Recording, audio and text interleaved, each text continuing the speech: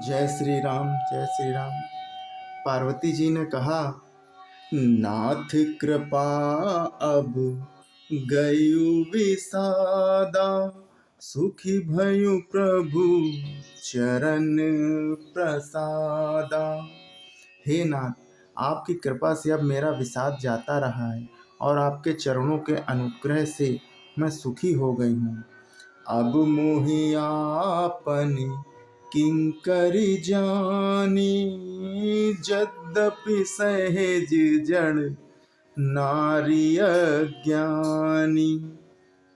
यद्यपि मैं स्त्री होने के कारण स्वभाव से ही मूर्ख और ज्ञानहीन हूँ, तो भी अब आप मुझे अपनी दासी जानकर प्रथम जो मैं पूछा सोई कहियो, जो मों पर प्रसन्न प्रभु अहियो।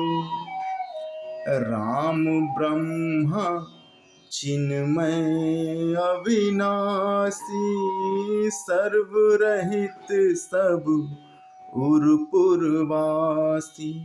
हे प्रभु, यदि आप मुझ पर प्रसन्न हैं तो जो बात मैंने पहले आपसे पूछी थी वही कहिए। श्री रामचंद्र जी ब्रह्मा हैं, चिन्मय ज्ञान स्वरूप हैं, अविनाशी हैं, सबसे रहित और सबके हृदय रूपी नगरी में निवास करने वाले हैं। नाथ धर्यो नर तनु के ही हेतु।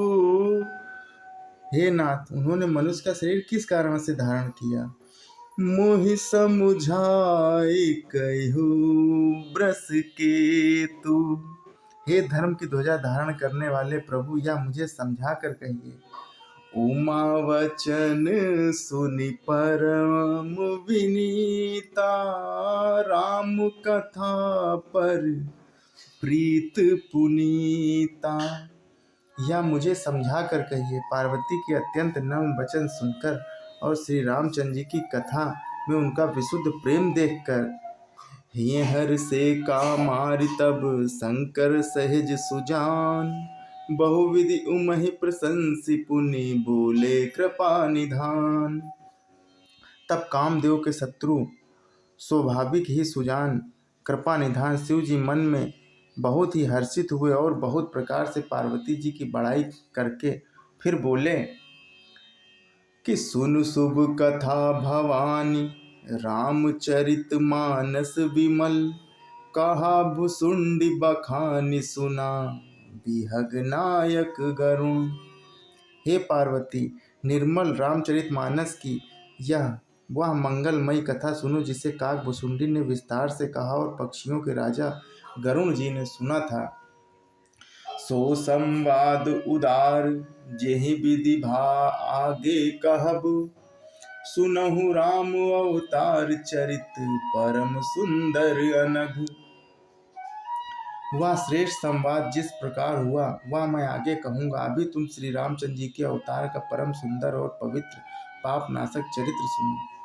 हरि गुण नाम अपार, कथा रूप अगणित अमित, मैं निज मति अनुसार कहियो उमा सादर सुनो। मैं श्री हरि के गुण नाम, कथा और रूप सभी अपार, अगणित और असीम हैं। फिर भी हे पार्वती, मैं अपनी बुद्धि के अनुसार कहता हूँ तो मादर पूर्वक सुनो। सुनु गिरिजा हरि चरित सुहाए, विपुल विशद निगमागम गाय।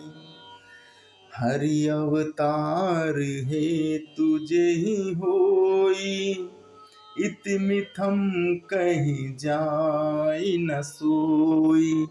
हे पार्वती सुनो, वेद शास्त्रों ने श्री हरि के सुंदर विस्तृत और निर्मल चरित्रों का गान किया है। हरि का अवतार जिस कारण से होता है वह कारण बस यही है, ऐसा नहीं कहा जा सकता। अनेकों कारण हो सकते हैं और ऐसे भी हो सकते हैं जिन्हें कोई जान भी नहीं सकता, इसलिए कि वो सिर्फ रावण को मारने के लिए जिन्होंने जन्म लिया, ये कहना गलत होएगा। राम अतर के बुद्धि मन बानी, मत हमार अस सुनहि सयानी। तदपि संत मुनि वेद पुराना, जस कछु अकहीं स्वमति अनुमाना। हे सयानी सुनो, हमारा मत तो यह है कि बुद्धि, मन और वाणी से श्री रामचंद्र जी की तर्कना नहीं की जा सकती। तथापि संत मुनि, वेद और पुराण अपनी अपनी बुद्धि के अनुसार जैसा कुछ कहते हैं, तस्मय सुमुखी सुनावऊं तो ही समुझी परम जस कारण मोही।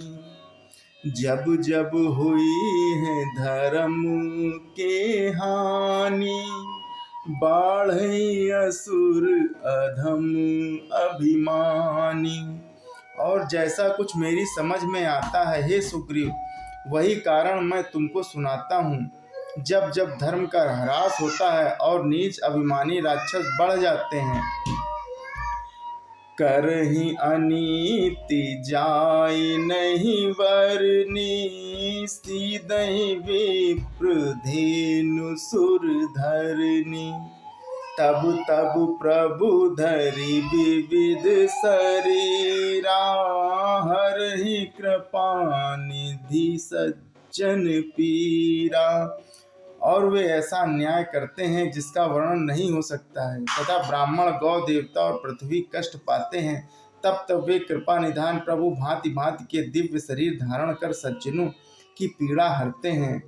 असुर मारि थापि सुरहन, राखें निज श्रुति सेतु। जग विस्त्राहि विशद जस, राम जन्म कर हेतु। जय श्री राम, जय श्री राम।